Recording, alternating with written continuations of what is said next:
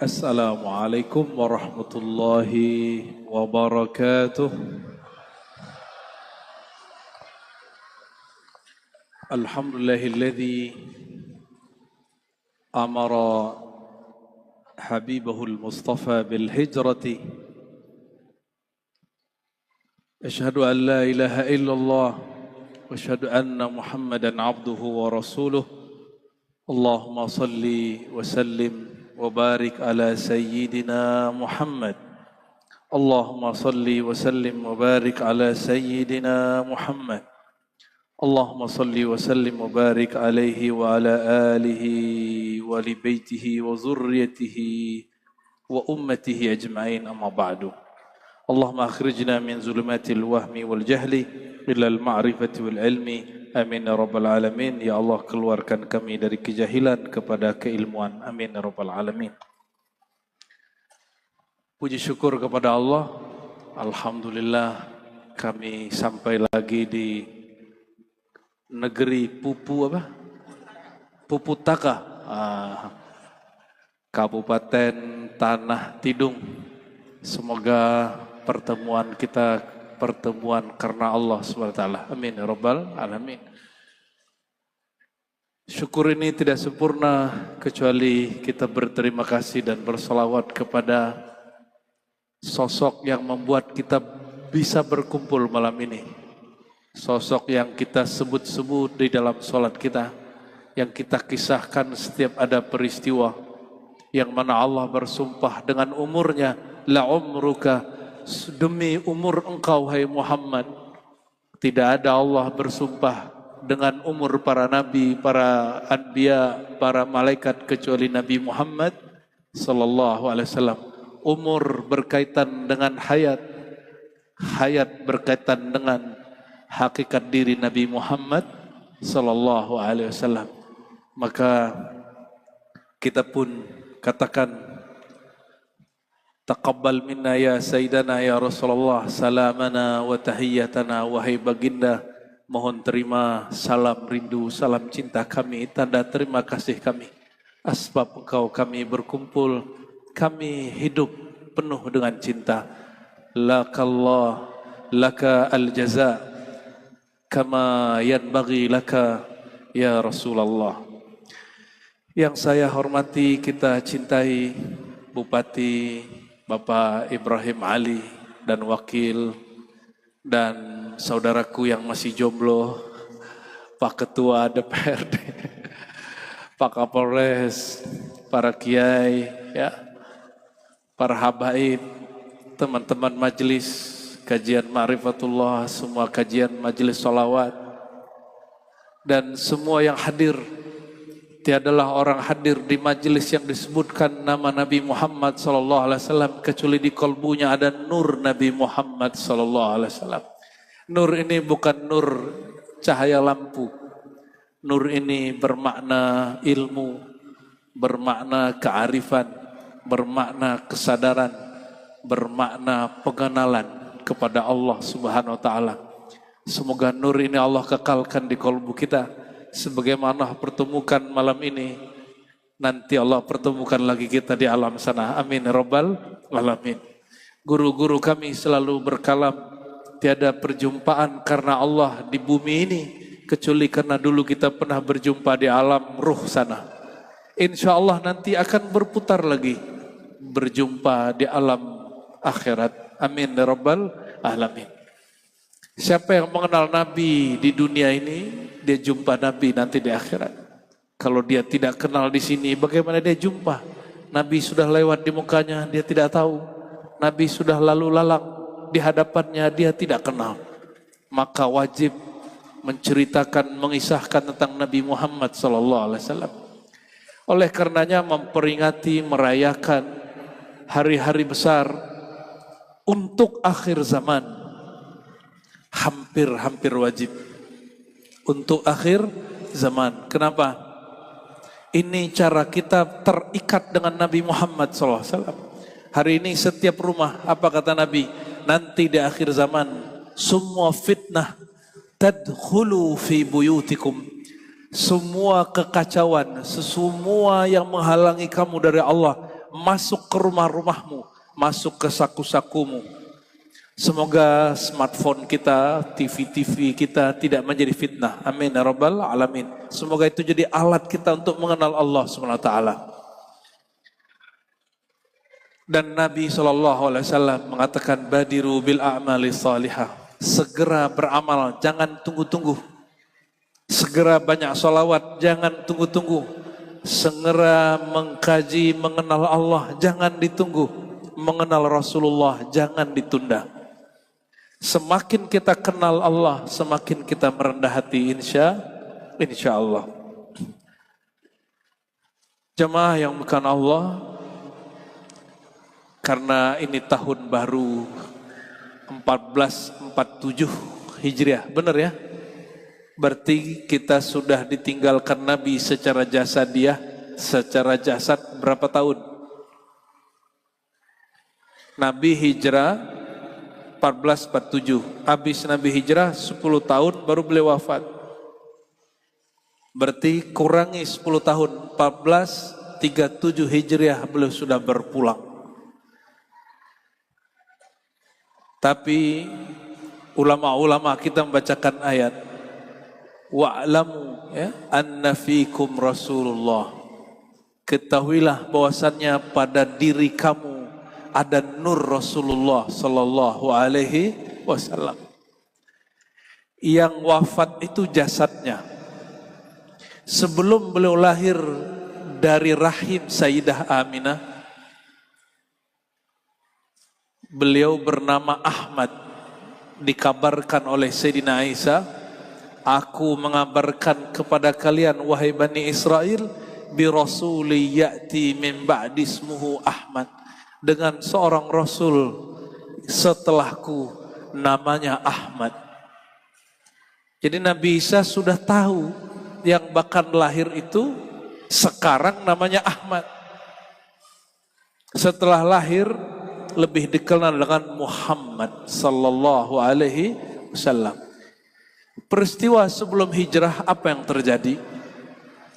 Tapi sebelumnya mari kita baca Fatihah dulu untuk beliau. Semoga beliau mengizinkan kita mengisahkan tentang beliau. Ila hadrati nabiyina al-Mustafa Muhammad sallallahu alaihi wasallam. Al-Fatihah. Bismillah. Ya Rabbi ya Sayyid.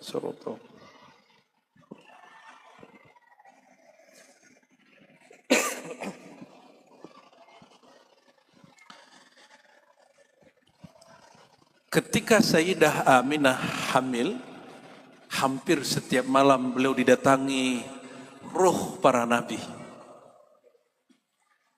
Bahkan Jibril alaihissalam dan para malaikat.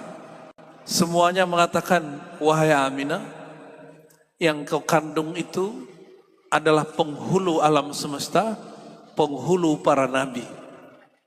Jika dia lahir, fasammihi Muhammadah. Hal yang sama datang kepada mimpi Sayyidina Abdul Muttalib. Kalau mungkin sebagian sejarawan mengatakan Aminah ini musyrik. Abdul Muttalib musyrik, Abdullah musyrik. Tapi saya tidak menemukan riwayat yang sahih tentang mereka musyrik. Ini pada mukmin semua ibu-ibu beriman sudah pernah mimpi jumpa Nabi Adam belum? Belum. Pernah jumpa ruh Jibril belum? Ini katanya beriman belum pernah mimpi para nabi. Sayyidah Aminah dituduh musyrik oleh orang yang tidak kenal siapa Nabi Muhammad SAW dan ayah ibunya. Dituduh musyrik. Padahal setiap malam saat hamil ia berjumpa kekasih-kekasih Allah dari zaman pertama sampai terakhir. Kira-kira kalau hari ini ada orang mimpi jumpa Nabi, itu orang disucikan gak? Dikultuskan gak? Maka salah satu guru kami, namanya Syekh Ahmad Darwis, ahli hadis, murid Syekh Abdullah Ghumari dan Abdul Aziz Ghumari, apa kata dia? Awal waliyah fi ummati Sayyidina Muhammad, Sayyidatu Aminah. Wali perempuan pertama umat Nabi Muhammad adalah ibu beliau sendiri, yaitu Sayyidah Aminah. Karena beliau sejak mendapatkan nur baginda sallallahu alaihi wasallam, beliau bisa melihat, dapat melihat yang tidak dilihat oleh ibu-ibu yang lain. Pendek cerita, lahir yang diimpikan oleh Sayyidina Abdul Muttalib kakek beliau dan ibunya Aminah bahwa beri nama Muhammad. Maka beliau lahir dinamakanlah Muhammad sallallahu alaihi wasallam. Apa arti Muhammad? Muhammad itu sama asal katanya dengan alhamdu, pujian. Muhammad artinya yang dipuji-puji. Apa maknanya? Yang dipuji. Sedangkan alhamdulillah pujian hanya milik Allah. Berarti sang Muhammad itu siapanya Allah. Pasti dia orang dalamnya Allah. Ordalnya Allah tuh ya. Kenapa? Karena yang boleh dipuji hanya Allah. Dan Allah mengatakan boleh memuji Muhammad dengan nama dia Muhammad. Lahir Sayyidina Muhammad, pendek cerita, kalau ini di Maulid sudah diceritakan, setelah beliau diperintahkan untuk menzahirkan kenabiannya. Beliau sudah nabi sebelum lahir. Nih perhatikan, Nabi Muhammad sudah nabi sebelum lahir. Kata beliau apa? Kuntu nabiyyan wa Adam munjadilum baina ma'in wa tin. Aku sudah nabi, Adam belum dicipta. Adapun diutus, ditugas sebagai rasul, betul mun 40, bukan 25 sebagai nabi, 40 sebagai rasul, tidak. Beliau lahir pun sudah sebagai nabi. Bukhairah, seorang rahib, menegur Abu Talib, mengatakan, Abu Talib, ini ponakanmu ini seorang nabi. Dia nggak mengatakan akan jadi nabi, tidak, tapi seorang nabi. Jadi sebelum lahir sudah nabi. Nabinya pada apa? Pada nurnya. Maka bernama beliau Ahmad Muhammad atau Nurullah. Ahmad Muhammad Nurullah. Sudah lahir Muhammad bin Abdullah. Isra Mi'raj Muhammad Abdullah. Subhanalladzi asra bi'abdihi. Abdihi abduhu Abdullah. Jadi turun beliau Isra Mi'raj, nama beliau Muhammad Abdullah. Ditugaskan sebagai Rasul, namanya, nama gelarnya Muhammad Rasulullah. Orangnya sama, sosoknya sama.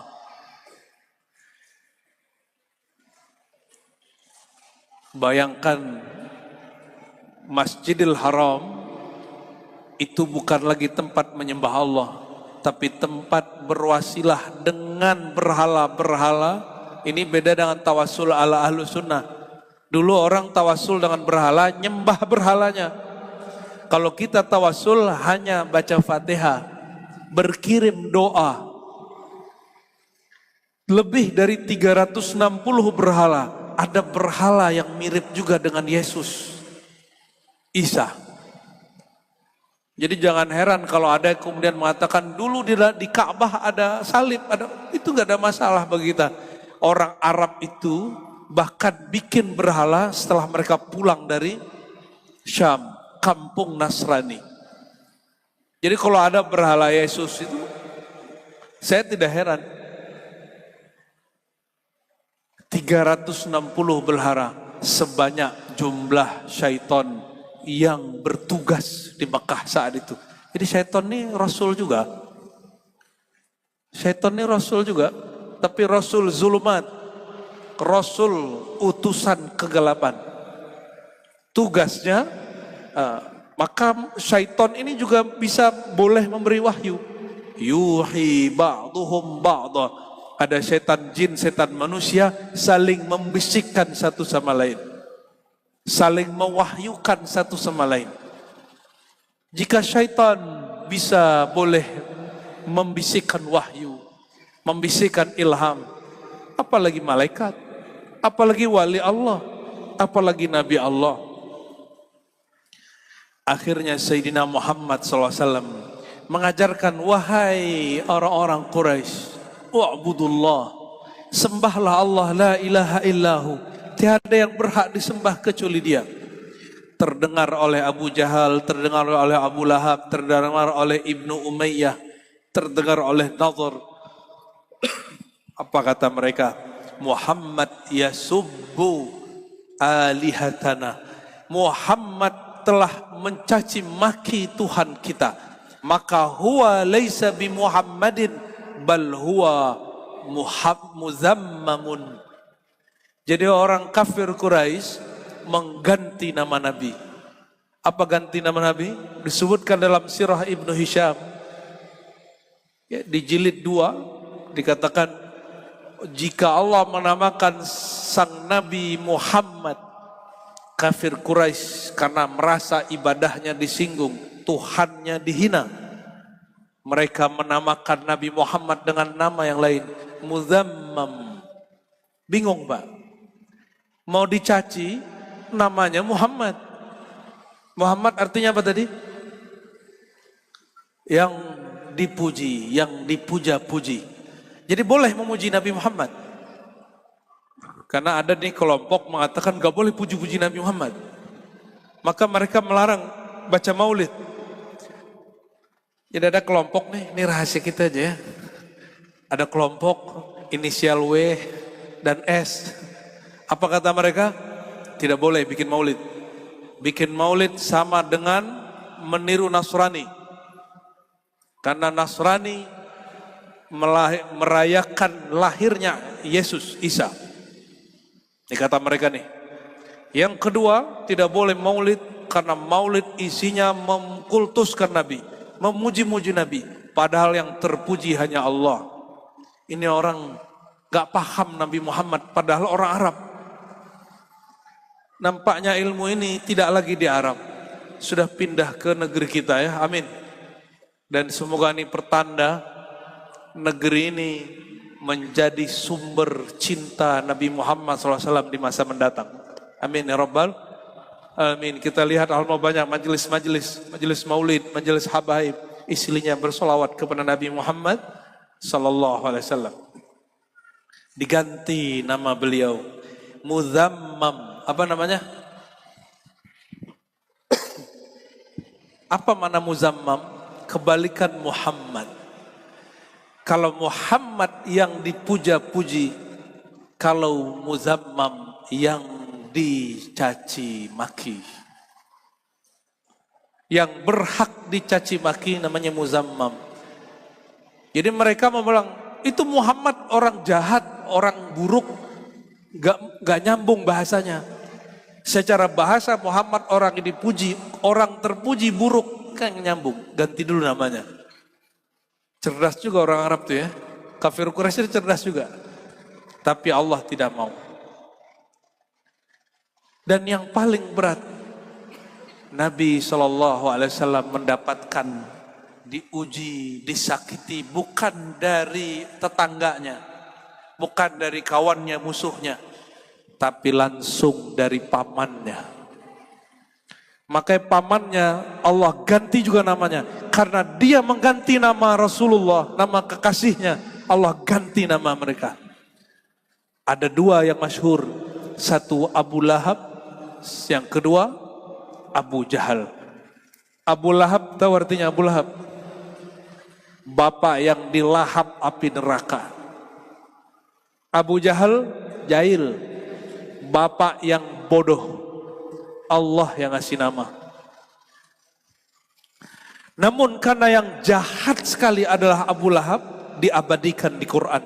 Ayat ini turun setelah hijrah 2 kali ke Ethiopia, pulang lagi mereka para sahabat, mereka disakiti lagi. Hari ini tidak hanya nyakitin sahabat Nabi, tapi berlanjut menyakiti Nabi, mengganti nama Nabi, dan mereka konspirasi ingin membunuh Nabi Muhammad SAW. Suatu malam mereka kumpul-kumpul, apa kata Abu Lahab? Kita punya PR besar, saya malu, ini ponakanku nggak tahu diri, tidak bisa mewarisi kepemimpinan Masjidil Haram. Sok penting juga nih Abu Lahab ini ya. Terus gimana? Kita bunuh aja dia. Istri Abu Lahab juga ngintip dengar, sebelum dibunuh aku ingin nyakitin dia dulu. Maka istri Abu Lahab namanya bagus. Namanya istri Abu Lahab coba diapalkan, Ummu Jamilah. Siapa namanya? Ummu Jamilah. Tapi karena dia jahat, dia bawa batu untuk mukul Nabi. Kata dia, ini ponakan gak tahu diuntung ini, ganggu urusan orang tua. Maka dia pergi, dia tanya kepada orang-orang, di mana Muhammad? Di mana Muzammam? Bukan Muhammad. Di mana si Muzammam? Kata orang-orang, oh lagi di masjid. Maka berangkat dia ke masjid, dia bawa alat pukul dari batu. Nabi tidak lama keluar bersama Abu Bakar lewat pintu yang biasa beliau keluar. Tapi apa yang aneh, ini mujizat Sayyidina Muhammad SAW. Orang marah itu pandangannya gak sempurna, jadi jangan suka marah-marah. Di saat dia sangat marah sekali, dia lihat Abu Bakar keluar, tapi dia tidak lihat Nabi Muhammad SAW.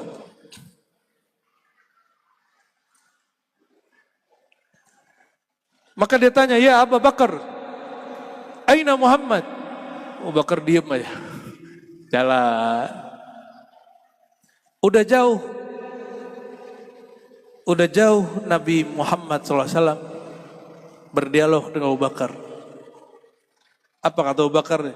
Wahai Rasulullah, kenapa dia melihat aku tapi tidak melihat engkau? Nabi Muhammad tersenyum. Ya itulah kemarahan. Itulah cara Allah menutup matanya. Dia bawa kayu, dia bawa batu. Batu inilah yang kemudian ada beberapa ahli tafsir mengatakan, inilah menjadi sebab nama istri Abu Lahab, Hammalatal Hatab. Pembawa kayu bakar, pembawa batu untuk memukul gitu.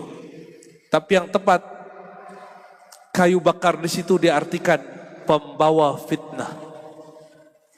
Pembawa apa? Jadi yang memfitnah ponakannya sendiri, ya bibinya sendiri, istri dari pamannya sendiri.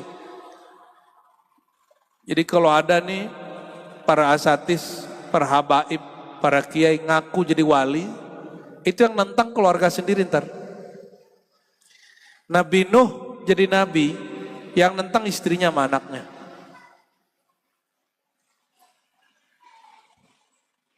Nabi Lut bertugas di kampung Lut, yang berkhianat kepada beliau, anaknya juga, istrinya juga. Semoga pasangan-pasangan kita Allah jaga hatinya, amin ya rabbal alamin ya. Semoga anak-anak kita Allah jadikan pewaris iman, amin ya rabbal alamin. Pendek cerita, besok kalau Abu Jahal, Abu Lahab sudah nyakitin, gantian lagi kafir Quraisy yang lain. Jadi setiap hari Nabi disakiti. Jika sebelumnya yang disakiti baru para sahabat, sekarang mereka sudah mulai menyakiti Nabi Muhammad SAW. Sempat beliau disuruh pindah ke Taif. Sampailah hijrah ke Taif. Belum sampai di Taif, WA sudah sampai. Dulu belum ada WA apa ya? Oh berarti orangnya nyampe. Dulu belum ada WhatsApp. Sebelum Nabi sampai di Taif, Taif itu daerah pegunungan, sejuk, daerahnya hijau. Nabi Muhammad SAW karena menghindar dari keramaian, beliau jalur belakang. Itu orang-orang kafir Quraisy kirim pembawa berita pengadu domba. Baru sampai di Taif, Nabi berharap disambut, bukannya disambut malah disambat. Bukan dihormati malah dihina. Bukan disambut dengan minuman, malah disambut dengan kotoran yang dilempar ke wajah beliau. Tidak disambut dengan salaman, malah beliau dilempar dengan batu. Akhirnya beliau pergi ke suatu kebun. Kebunnya milik orang Nasrani. Orang Nasrani ini yang ngasih Nabi air minum. Belakangan dia kemudian beriman kepada Nabi Muhammad Sallallahu Alaihi Wasallam. Tempat itu hari ini menjadi masjid kecil. Bayangan Bapak Ibu, ini kisah saya ulang-ulang di mana karena hadisnya sangat masyhur sekali. Sayyidina Jibril turun dari langit, datangi Sayyidina Muhammad SAW di kebun itu. Apa kata Sayyidina Jibril, panglima langit, wahai baginda, wahai kekasihku Muhammad, maukah engkau aku balas orang yang menyakitimu dengan aku hancurkan negeri tersebut? Di Samarinda saya tanya, saya mau tanya lagi di sini, jawabannya sama apa enggak nih? Bapak Ibu nih kalau diganggu orang dikit, terus tiba-tiba didatangin malaikat, diganggu tetangga nih, tetangga rese, atau kawan ngambil duit kita, atau kawan politik ganggu kita, tiba-tiba malaikat datang. Apa kata malaikat? Pak Ibrahim Ali, itu saingan politikmu nyantet kamu, mau nggak dia aku hancurin? Jawab, Pak Bupati gimana?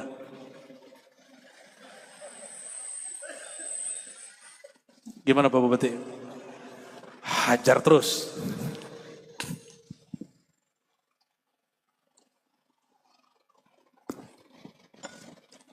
Pak anggota DPRD, Pak Ketua DPRD, gitu ya.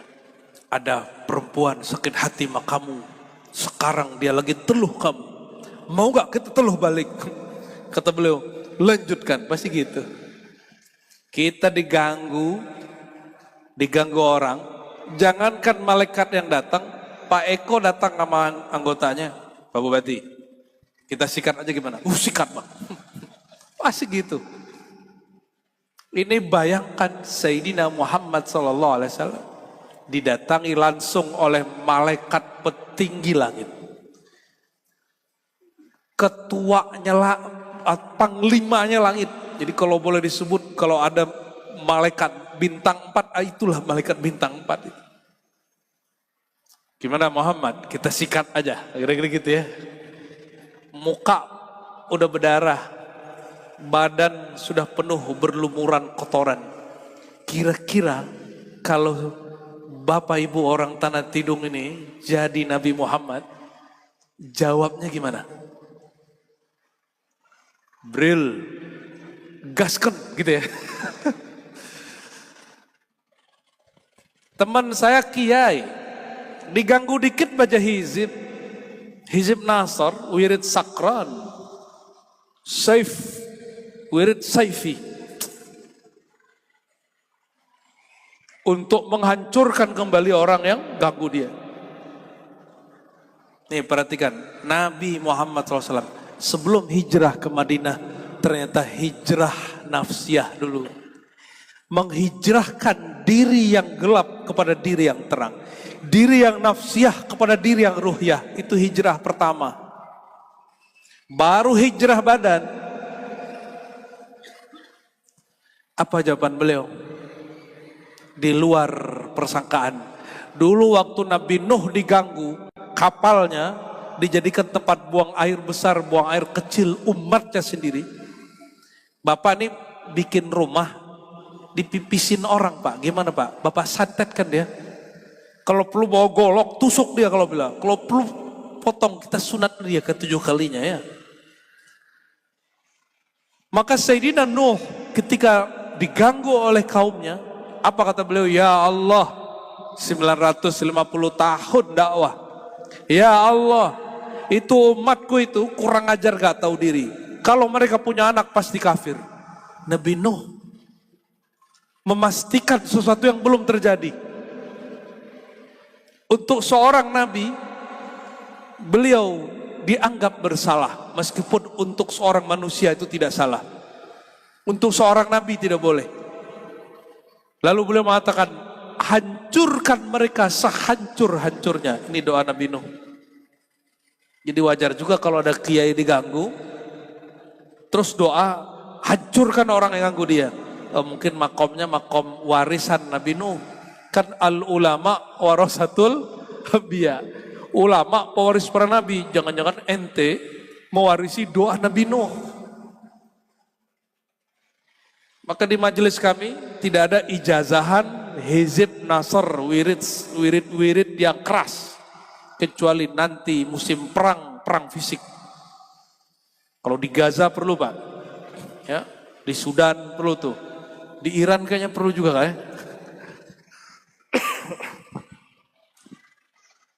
Kenapa kita nggak ijazahkan itu? Karena belum saatnya, khawatir sahabat saudara murid kita menggunakan pisau sebelum saatnya, senjata sebelum saatnya, bukannya malah jaga diri tapi menyakiti saudara sendiri. Walhasil Nabi Muhammad menjawab, wahai Jibril sahabatku, justru aku berdoa, Allah mahdi qaumi. Aku tidak mendoakan dia seperti Nabi Nuh. Kenapa? Likulli nabiyyin da'watun mustajabah. Setiap nabi ada doa yang mustajab. Wa inni khabba'tuha. Sedangkan aku menabungnya, menginvestasikan doa untuk syafaat umatku nanti di akhirat. Ini tiap nabi, tidak hanya tiap nabi. Da'watul mazlum, 3 doa yang Allah langsung jawab. Nomor 3, doa orang yang dizalimi. Nabi dizalimi enggak? Dizalimi di Mekah, dizalimi di Taif. Doa beliau sebagai Nabi mustajab, sebagai yang dizalimi mustajab, 2 lapis. Dan beliau tidak ambil sama sekali, dan beliau berdoa. Karena doa mustajab, beliau mendoakan bukan yang buruk-buruk. Beliau ambil doa yang baik. Betul doa mustajab Pak kalau kita dizalimi? Doa yang terbaik bukan doa membalas orang yang zalim, tapi mendoakan kebaikan orang zalim. Apa doanya? Allah mahdi qaumi fa innahum la ya'lamun. Ya Rabb, tolong tunjuki hidayah, beri hidayah kaumku. Mereka tidak kenal aku. Coba perhatikan Bapak Ibu. Dakwah hijrah Nabi gagal. Nabi menyalahkan orang Taif? Tidak. Menyalahkan kafir Quraisy? Tidak. Menyalahkan takdir? Tidak. Beliau menyalahkan kita kalah cepat. Fa innahum la ya'lamun. Aku terlambat memberitahu siapa diriku. Beliau tidak menyalahkan orang lain. Nih perhatikan, jika benar ini umat Nabi Muhammad SAW yang dapat syafaat uzma. Jadi ada namanya syafaat apa? Uzma, syafaat paling agung. Itu orang yang tidak pernah menyalahkan siapapun atas kejadian-kejadian buruk menimpanya. Jadi mohon maaf nanti Pak Bupati tolong bimbing juga anggota-anggotanya. Kalau ada kegagalan jangan cari kambing hitam di luar diri kita. Salahkan langkah kita, salahkan strategi kita, salahkan diri kita. Itu baru umat Nabi Muhammad sallallahu alaihi wasallam. Dahulu Nabi Adam juga begitu. Nabi Adam terusir dari surga, beliau tidak menyalahkan syaitan. Beliau mengatakan zalamna. Ya Allah, kami yang salah, kami yang zalim, bukan syaitan. Syaitan memang tugasnya begitu. Akhirnya Jibril pun diam. Bapak bisa bayangkan, Jibril punya sayap 360 kiri kanan. 360 kanan, kiri, 360. Itu sekali kibas. Taif balik Pak, seperti negeri Sodom. Balik langsung. Tapi beliau tidak berdoa. Coba perhatikan, lebih penyabar Nabi Muhammad atau Jibril? Lebih kuat rohani Nabi Muhammad atau Jibril? Mana yang lebih kuat? Nabi Muhammad dicaci, dimaki, tidak balas. Jibril tidak disakiti, dia emosi. Sudah kelihatan mana yang lebih tinggi, Nabi Muhammad SAW atau Jibril? Mana yang lebih tinggi? Kualitas rohani Nabi Muhammad SAW. Itu yang disebut hijrah dari nafsiyah. Nafsiyah itu karakternya pemarah, ruhiyah karakternya penyabar. Pindah dari pemarah ke penyabar. Nabi dari su'uzon ke husnuzon. Su'uzon nafsiyah, ego diri, kegelapan hati. Nabi pindah hijrah kepada husnuzon, berbaik sangka. Nabi gak bilang, emang orang Taif nih, orang gak tahu diri, orang bodoh. Nabi gak bilang gitu. Nabi gak bilang, fa'innahum jahilun, mereka orang jahil. Enggak, Nabi mengatakan fa'innahum la ya'lamun, mereka kurang mengerti aku. Tipis, halus bahasanya. Kalau kita ada orang begitu, kita bilang jahil kau. Nabi bilang, enggak, kamu belum faham aja nak. Lalu Nabi doa, jadikan ya Allah keturunan mereka ikut aku. Doa yang sama dilakukan oleh Imam Abul Hasan, oleh Imam Abul Abbas Al-Mursi, murid Imam Syazili, mendoakan penghujat dia. Penghujat dia itu yang kemudian kita kenal anaknya hari ini disebut pengarang kitab Al-Hikam. Jadi pengarang Al-Hikam ini punya ayah, setiap buat majelis mengatakan, aku bersaksi Al-Mursi sesat, sesat, sesat, karena dia buka kajian Ma'rifatullah. Kata Al-Mursi, biarin. Kata muridnya, kok dibiarin? Kan engkau mengajarkan kami ada hizib nasr. Kalau dulu yang datang Jibril, yang sekarang datang khalifah murid-murid utamanya. Kata Mursi, tenang, aku sedang menabung doa. Tiba-tiba lahirlah dia punya anak. Sampai remaja, itu anak penasaran, kenapa bapakku mencaci maki Mursi? Kita cari tahu langsung Mursi. Sampai di majelis Imam Al-Mursi di Alexandria, Mesir, dia bilang, nggak ada yang sesat daripada Al-Mursi. Maka dia minta izin jumpa dengan Al-Mursi. Ternyata Al-Imam Abul Abbas Al-Mursi mengatakan, nanti kalau ada pemuda datang, suruh bawa ke saya. Ternyata pemuda itu anak dari penghujat dan yang mengkafir-kafirkan beliau. Ini kalau bapak-bapak ini dikafirkan orang, disesatkan orang, marah ya? Marah ya? Pasti ngamuk. Dibid'ahin nama Wahabi aja marah kok. Ya, dianggap maulid bid'ah sama Wahabi, sesat sama Wahabi, ngamuk-ngamuk.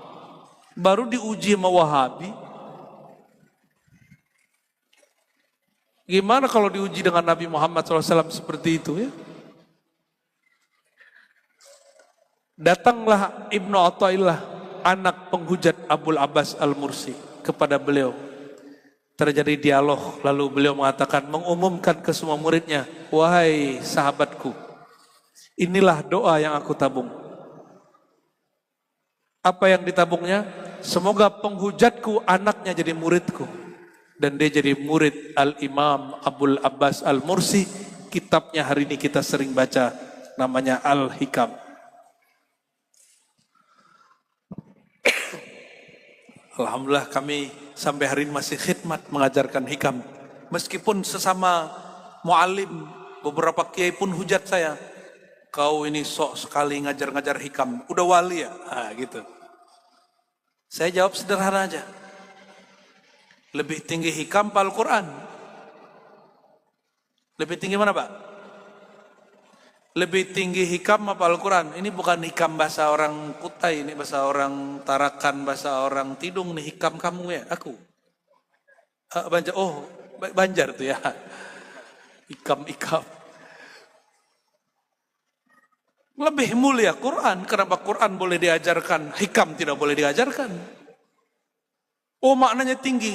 Lebih tinggi makna Quran atau Al-Hikam? Oh nanti orang sesat. Hikam itu tergantung cara kita mengajarkannya. Ajarkan yang boleh diajarkan. Buka makna yang boleh dibuka.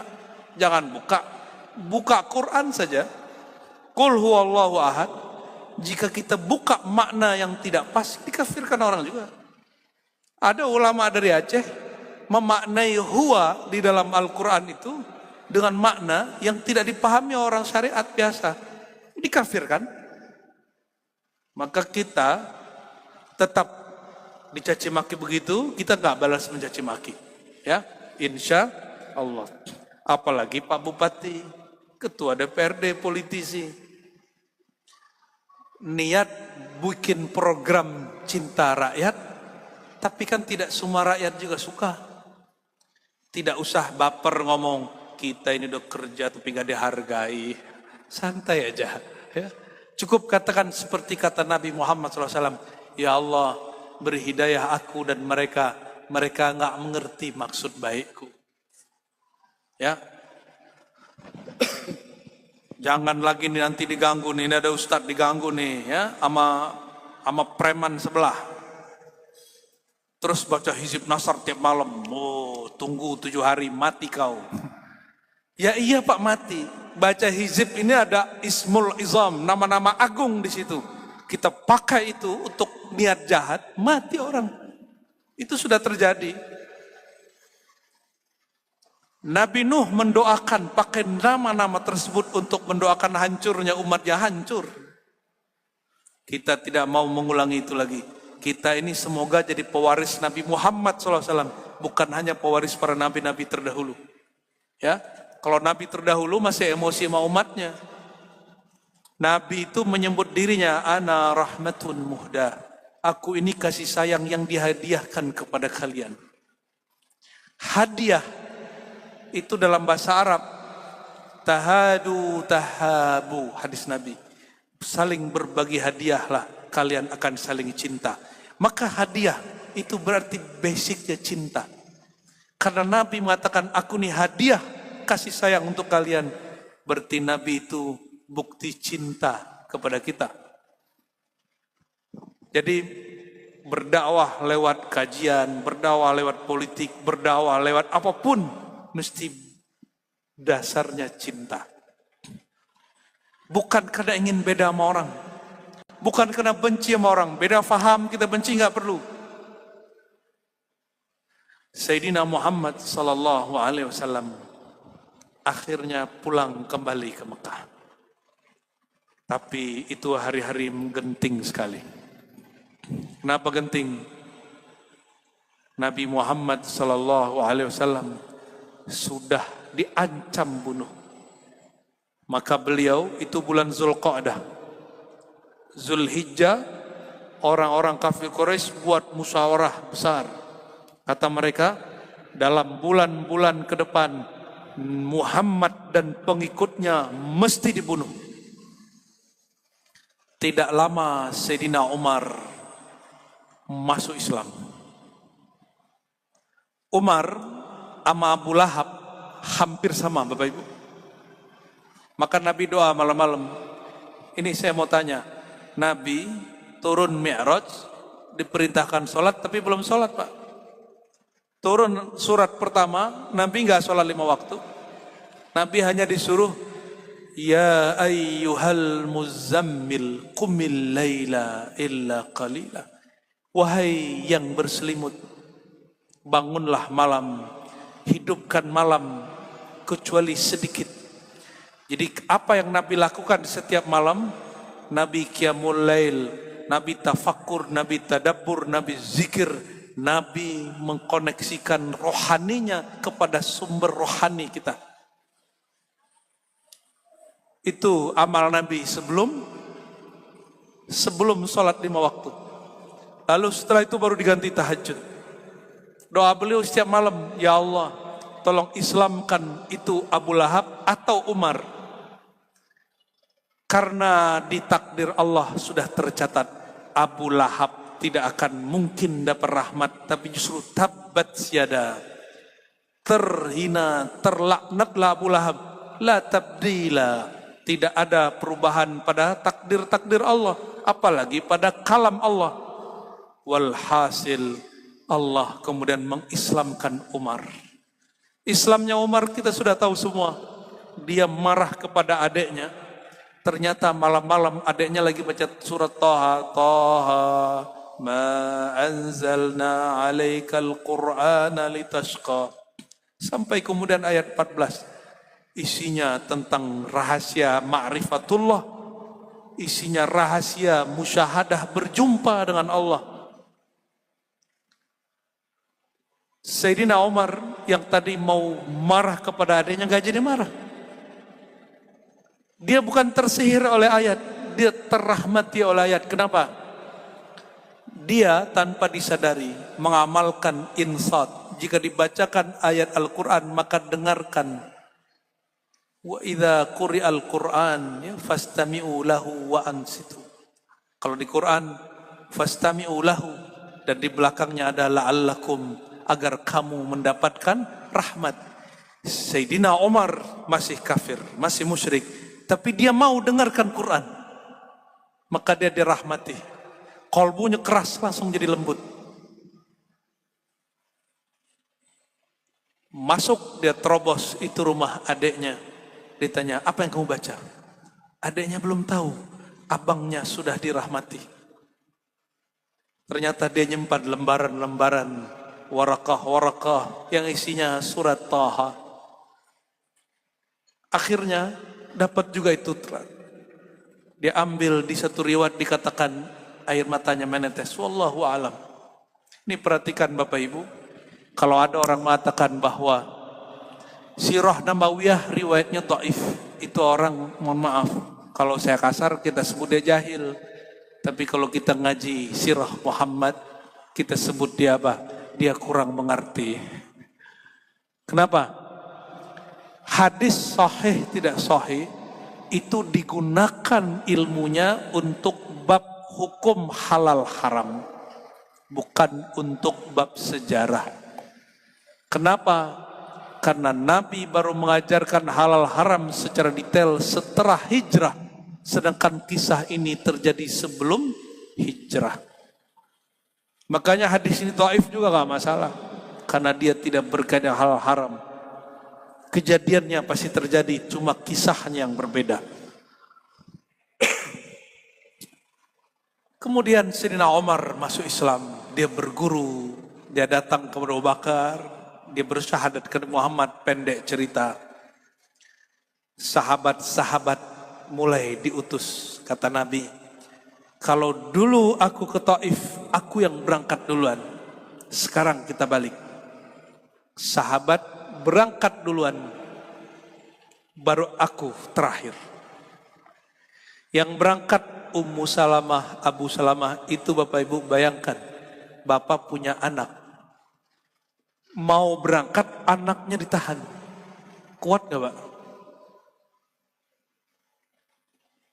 Mau berangkat anaknya diambil oleh keluarganya yang masih kafir. Itu ujian Ummu Salamah. Tapi mereka jalan terus. Yang paling menakjubkan apa? Satu hari Sayyidina Umar berkata, dia mengiklankan, mengabarkan terbuka, Ana Umar, di Masjidil Haram nih, di belakang dia masih banyak berhala. Apa kata dia? Ana Umar, Umar bin Khattab, aku juga hendak ikut hijrah bersama sahabat Nabi Muhammad. Siapa yang berani ganggu aku tunggu di belakang gunung. Ditunggu sama dia, nggak ada pun satu pun orang kafir Quraisy datang. Ternyata kafir Quraisy ini beraninya bareng-bareng, Pak. Sama Umar nggak berani.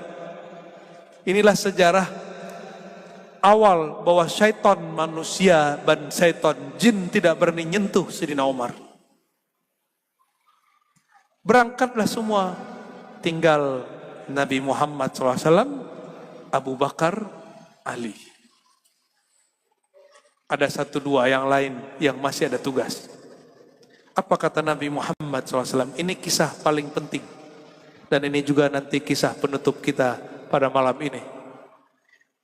Kata Nabi Muhammad SAW, wahai Abu Bakar, engkau temani aku. Wahai Ali, engkau gantikan aku. Kenapa Sayyidina Ali menggantikan tidurnya Nabi, bukan Abu Bakar? Karena Ali adalah saudara Nabi, juga mantu Nabi. Jadi sudah sering bolak-balik masuk kamar Nabi. Kalau Abu Bakar, beliau gak berani masuk kamar Nabi. Bapak Ibu, ini adab Abu Bakar ke Nabi. Sayyidina Abu Bakar tidak berani natap Nabi Muhammad SAW. Kalau kita gak ditatap murid, gak ditatap jamaah, malah kita yang marah, Pak. Kalau Sayyidina Abu Bakar Siddiq tidak berani menatap wajah baginda sallallahu alaihi wasallam, kecuali Sayyidina Muhammad sallallahu alaihi wasallam menoleh ke lain baru dia tatap. Begitu agungnya wajah beliau di kalbu Sayyidina Abu Bakar Siddiq. Dan yang kedua, antara beliau Sayyidina Abu Bakar dan Nabi Muhammad SAW umurnya hanya terpaut 3 atau 5 tahun. Maka berangkatlah mereka malam hari. Sampailah di bukit yang kemudian kita sebut ada goa, di situ ada goa Sur. Masuklah beliau ke sana. Bapak, itu bukit bukan bukit sembarangan, itu naiknya susah, lebih susah dari naik Gua Hira. Nanjak. Sekarang Gua Hira sudah dikasih jalan. Jadi Nabi ini suka naik gunung, Pak ya. Makanya Nabi sehat. Ini beliau sekitar umur 53 tahun. Sekitar umur 53 tahun. Masih naik gunung. Bapak Ibu, ada yang kuat naik gunung? Kalau saya sama Pak Bupati punya hobi terabas, Pak. Trail. Masih kuat Pak Bupati? Wah, udah pensiun juga. Nabi pindah ke Madinah, itu per berapa waktu, per berapa minggu naik gunung Uhud. Sudah lihat gunung Uhud? Yang sudah umrah, yang sudah haji, sudah lihat gimana gunung Uhud terjalnya bukan main. Nabi ini suka hiking, mumpung lagi rame, Rinjani ada kejadian. Ya, jadi naik gunung ini kalau diniatkan ikut Nabi Muhammad SAW sunnah juga Bapak Ibu. Ya. Naik gunung, lalu beliau masuk ke Goa Sur. Itu Goa Sur Pak, dikit saja. Dikit sekali kelihatan dari atas. Para kafir Quraisy itu udah bolak-balik. Yang paling lucu apa? Ada kafir Quraisy buang air kecil berdiri, di bawahnya mulut Goa Sur. Kata Abu Bakar kepada Nabi Muhammad, ya Rasulullah, kita ketahuan. Nabi bisikin, kalau dia tahu kita di bawah, dia tidak mungkin buang air kecil di situ. Ya juga, diam lagi dia. Bolak-balik lagi. Riwayatnya yang ini sahih. Tapi ada yang tidak sampai derajat sahih tapi dipakai ulama. Tiba-tiba Allah ciptakan pergerakan yang cepat sekali di situ. Datanglah laba-laba, datanglah merpati. Itu tertulis di kitab sirah, walaupun didoifkan sebagian ahli hadis, tapi secara sirah ini boleh diceritakan. Tertutuplah itu tempat dengan sarang laba-laba. Kalau kita datang ke suatu ruangan, pintunya ada sarang laba-laba, kita mikirnya apa Bapak Ibu? Ini kayaknya udah lama gak dimasukin. Ada sarang merpati lagi di situ.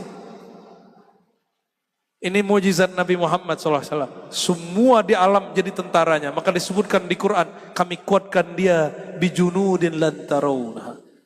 Dengan tentara yang kamu tidak lihat. Nggak kelihatan. Bahkan di riwayat dikatakan Sayyidina Abu Bakar dipatok oleh kalajengking. Sakitnya bukan main. Dan Nabi SAW tidur di pahanya. Nabi bangun, Nabi bilang, ya Abu Bakar, apa pendapatmu? Ini ada di Quran, ada di hadis. Dua hamba Allah, salisuhuma Allah. Nabi lagi ajarkan satu ma'rifat kepada Abu Bakar. Ma'rifat muraqabah. Apa namanya? Ma'rifat muraqabah. Cara merasakan dibersamai oleh Allah. Namanya muraqabatul ma'iyah. Innallaha ma'ana. Sesungguhnya Allah bersama kita. La takhaf wa la tahzan. Jangan kamu khawatir. Jangan kamu sedih. Abu Bakar digigit, dia keracunan, tapi berkat bacaan itu dia sembuh. Karena Allah bersamanya. Inilah kemuliaan Abu Bakar Siddiq. Kira-kira, nah kita pulang ke Mekah. Di Mekah, Sayyidina Ali tidur di kamar Nabi Muhammad SAW. Bapak Ibu, saya nih diancam bunuh sama orang. 10 meter dari rumah, di belakang batu udah ada yang jaga. Muhammad keluar rumah, kita bunuh. Di belakang sana juga ada orang jaga. Muhammad keluar, kita bunuh. Malam-malam Nabi keluar, mereka gak sadar. Ternyata turun ayatnya, surat Yasin itu. Waja'alna min baidihim sadda wa min khalfihim sadda. Itu benar. Ini sahih. Nabi kemudian mengambil pasir, tebar ke mereka. Dan mereka tidak lihat Nabi Muhammad SAW. Karena mereka tertidur semua. Mata begini. Gak lihat Nabi. Ali tidur. Pakai selimut Nabi Muhammad SAW. Pagi-pagi keluar. Kira-kira nih Pak. Sayyidina Ali takutnya dengan Abu Bakar sama gak? Rasa takutnya sama gak? Sama. Tapi Sayyidina Ali pernah bertanya ke Nabi Muhammad SAW. Ya Rasulullah, tunjukkan aku satu amalan yang lebih hebat daripada jihad fisabilillah. Yang lebih cepat naiknya ke sisi Allah. Apa jawaban Nabi? Oke, zikrullah. Kamu zikir. Di hadis yang lain disebutkan hadisnya Hasan. Nabi Muhammad SAW ajarkan zikir khafi. Zikir menyebut nama Allah, Allah, Allah di kalbunya. Di hadis yang lain disebutkan baca la ilaha illallah. Itulah selimut sejatinya Ali. Kain itu cuma zahirnya. Selimut hakikat itu bernama zikrullah. Berselimut dengan itu. Ala bidzikrillah tatmainnul qulub. Ketahuilah siapa yang berzikir kepada Allah, hatinya tenang. Maka Sayyidina Ali tidak gelisah. Pagi-pagi keluar, kafir Quraisy tanya, "Ya Ali, aina Muhammad?" Apa pertanyaannya? "Ya Ali, aina Muhammad?" Wahai Ali, di mana Muhammad? Sayyidina Ali tidak lihat. Apa kata beliau? La ara, saya tidak lihat. Ali bohong enggak? Emang dia enggak lihat kan? Di riwayat kedua disebutkan qala la adri, aku enggak tahu. Kalau pakai riwayat kedua, maka di situ ulama kita mengatakan boleh berbohong untuk yang baik. Kalau riwayat pertama itu bukan bohong tapi semi berbohong, tapi untuk kebaikan. Ad-dariratu tubihul mahzurat. Bahwa darurat membuat kita boleh mengambil yang haram seperlunya. Itu dia dalilnya. Ya. Besok turunlah Sayyidina Muhammad sallallahu alaihi wasallam. Turun. Ternyata di perbatasan Mekah sudah ada yang nunggu. Ada yang menyebut namanya Atika, ada yang menyebut namanya yang lain. Itu orang mendengar sayembara. Dia tidak kenal-kenal amat Nabi Muhammad SAW. Cuma dia kenal ada sayembara. Siapa yang bunuh Muhammad, maka dia dapat kekayaan segini. Maka dia bawa pedangnya, dia bawa panahnya, dia ambil kuda tercepat. Nabi kudanya biasa aja Pak. Ketika Nabi keluar dia kejar. Setiap kali Nabi mau dia tebas, Nabi gak kena. Kata dia, seumur-umur aku tebas orang gak ada yang meleset. Ini baru pertama meleset. Ulang lagi yang kedua, meleset lagi. Yang ketiga apa kata dia? Ini jurusku yang paling hebat. Kalau masih meleset berarti dia orang benar. Aku yang salah. Ternyata enggak satu pun kena. Malah dia yang mau jatuh. Nabi selamatin. Nah, Bapak kalau ada orang jahat begitu, kalau jatuh dia syukurin gitu ya. Nabi enggak, malah Nabi bantuin. Diselamatin, kata dia, ini enggak mungkin orang jahat. Syahadat.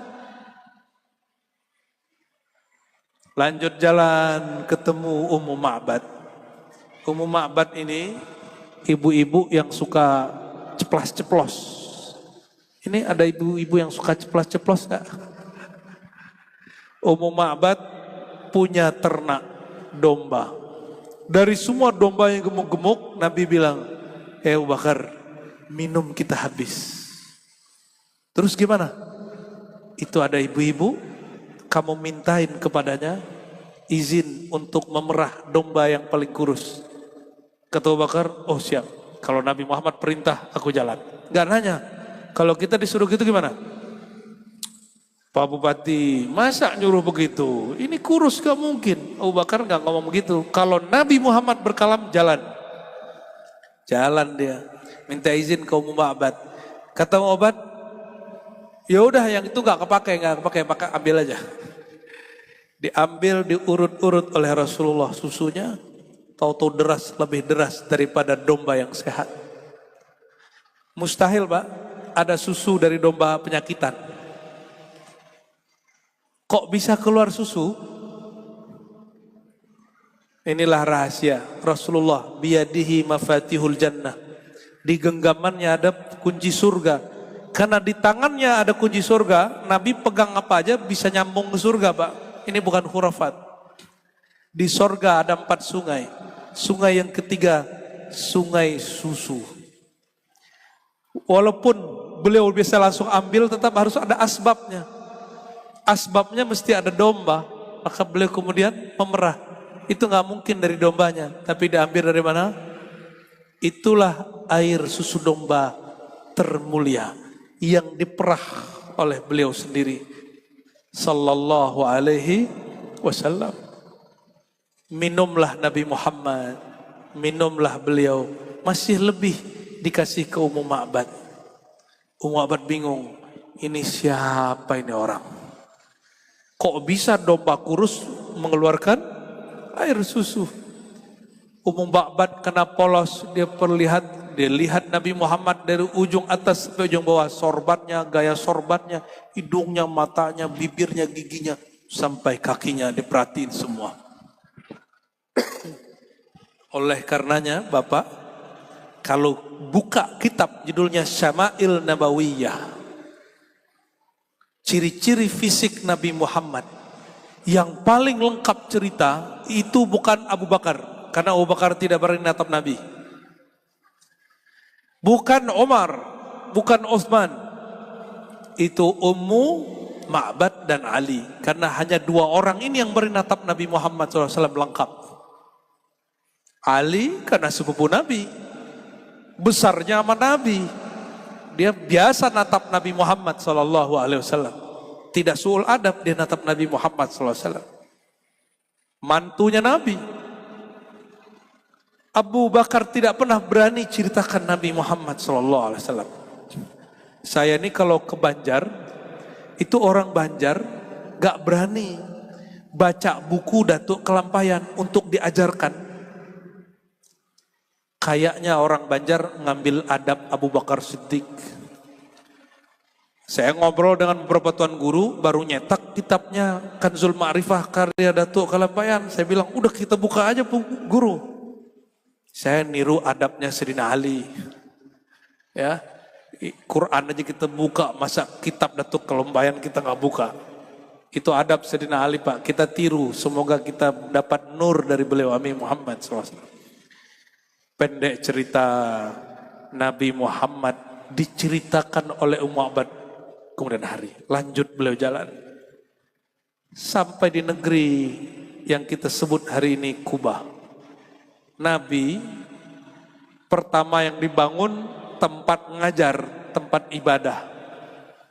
Bukan rumah.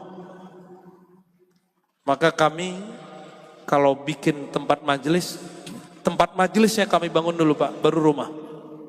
pendoponya kita bangun dulu, joglonya itu bangun dulu, moga-moga rumah. Ini mohon doa, kami lagi bangun pusat zikir, tidak terluas 3.000 meteran lah di selatan Jakarta.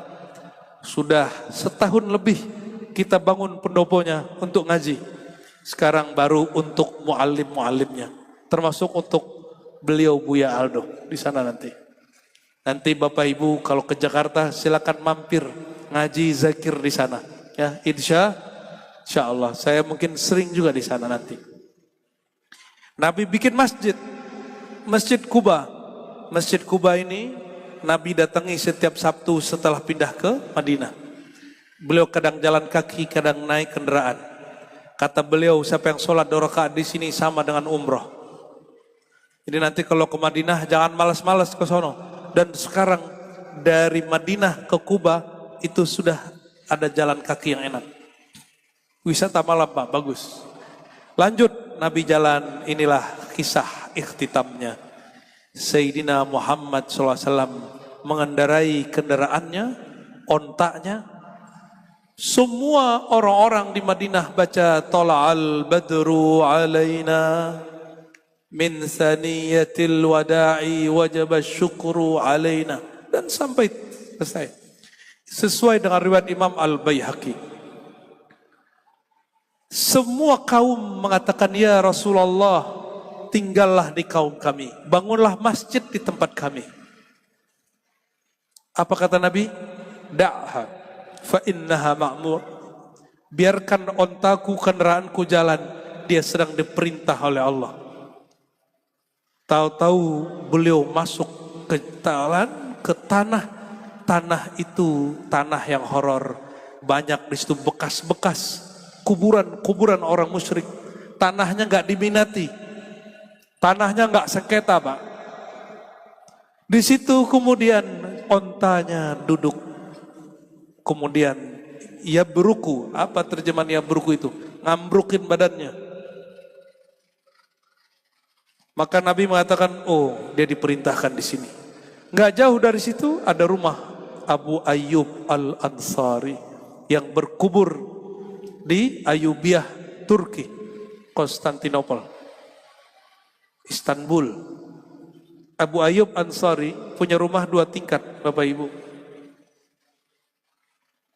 Awal datang Nabi Muhammad SAW dia sambut, ya Rasulullah, ini rumah, silakan tempati, aku di atas. Udah naik dari atas, dia turun lagi, Pak. Wahai baginda, tidak pantas aku di atas engkau, kau di atas.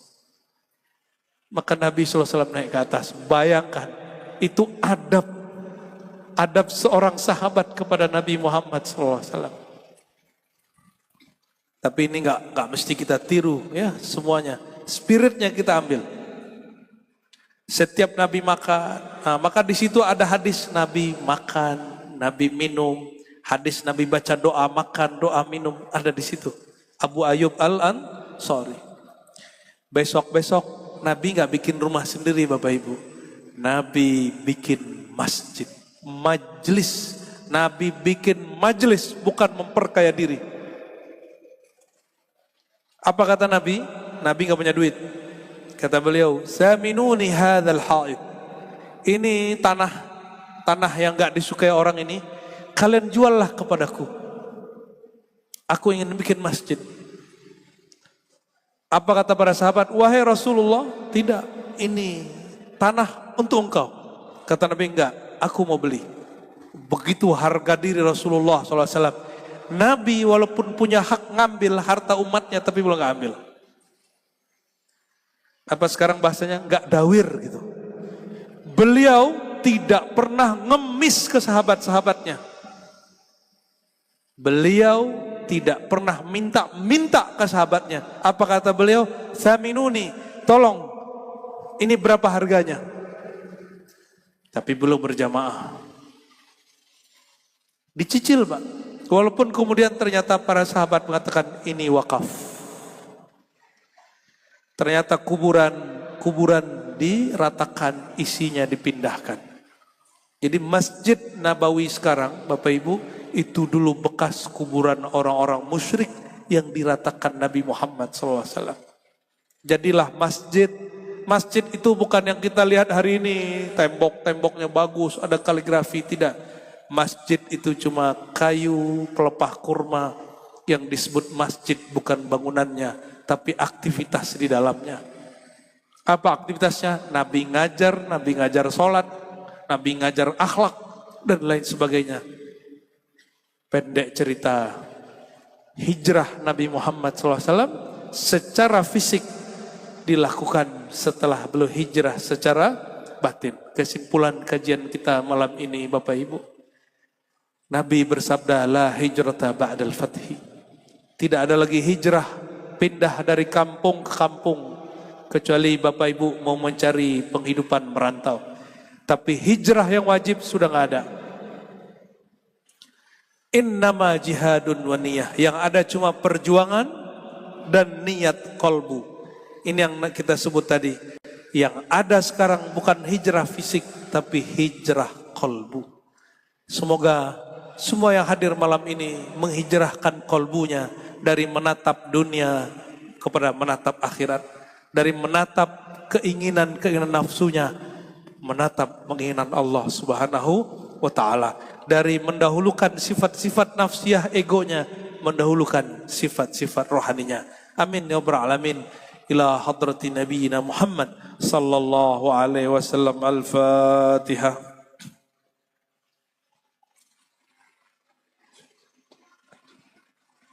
Wal maghdubi alaihim waladdallin. Amin. Mari kita doa bersama. A'udzubillahi minasyaitonir rajim. Bismillahirrahmanirrahim.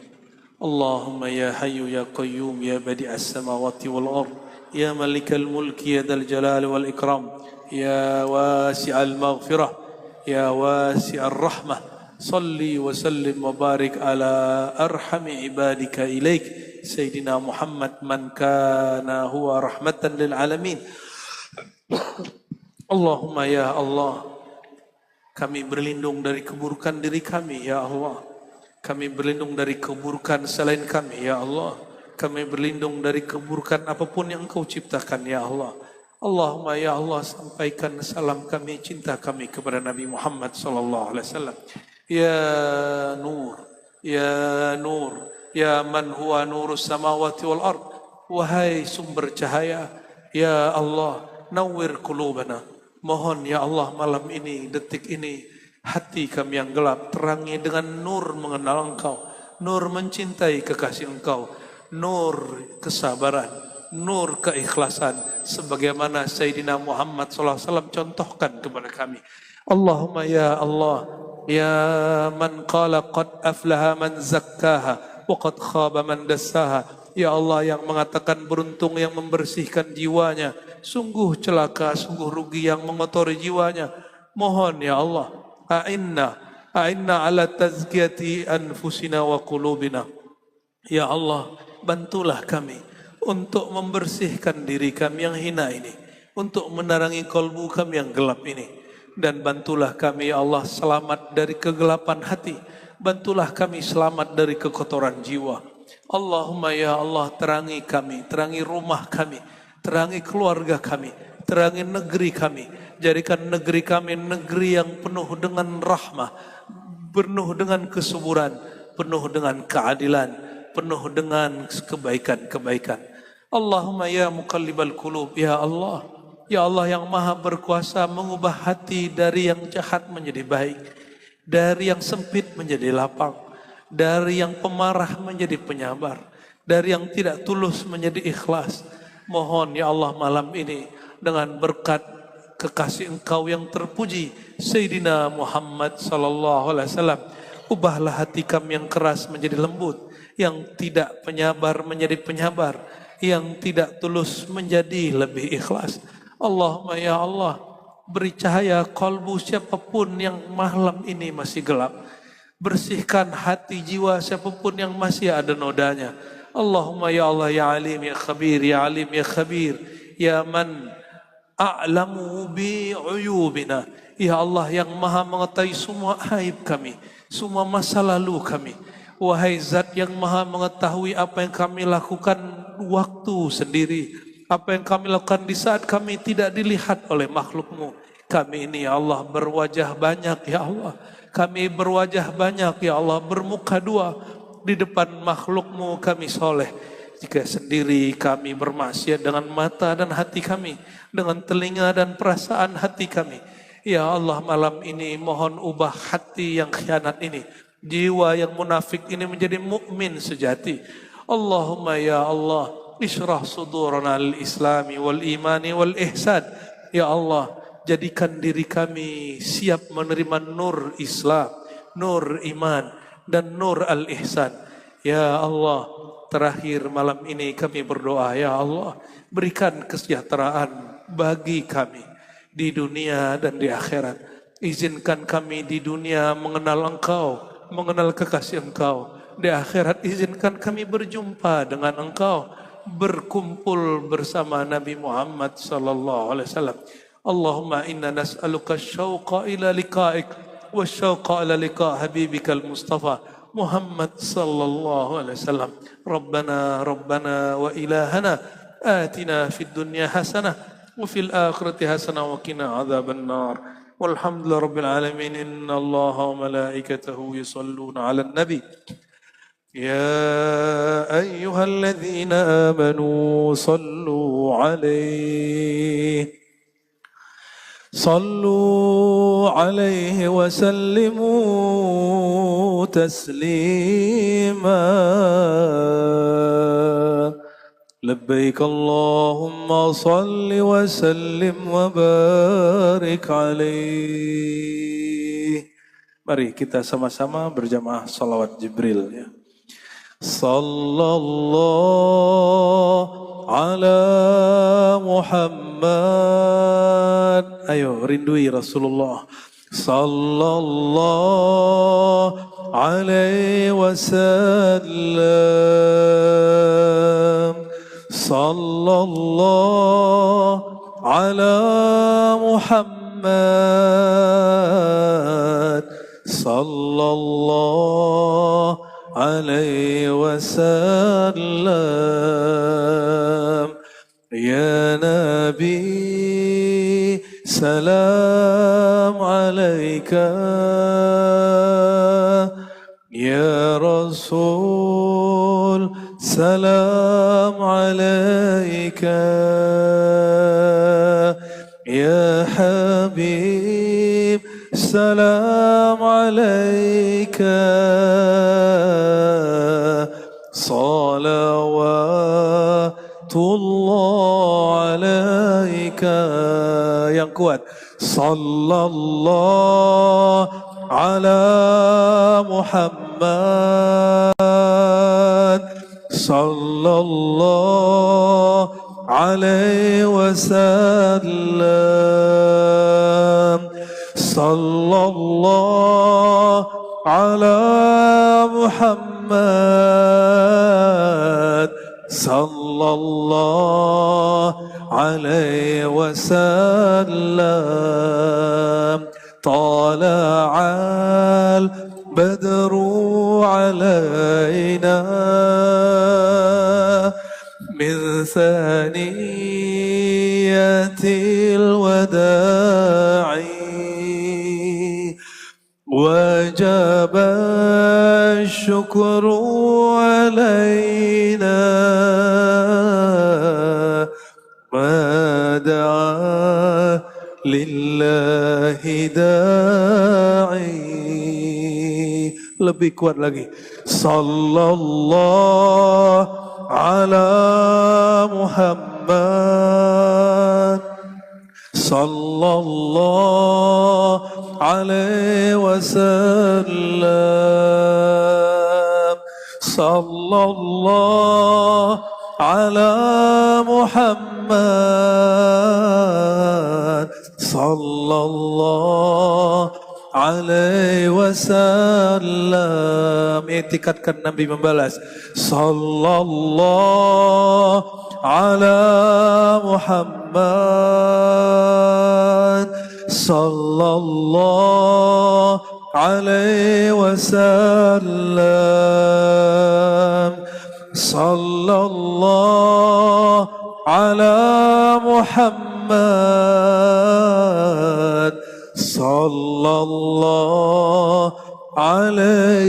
وسلم. دستور يا رسول الله. ربنا استجب دعواتنا بشفاعة حبيبك المصطفى محمد صلى الله عليه وسلم، واستجب دعواتنا يا ربنا كما ينبغي لك أن تستجيب لنا.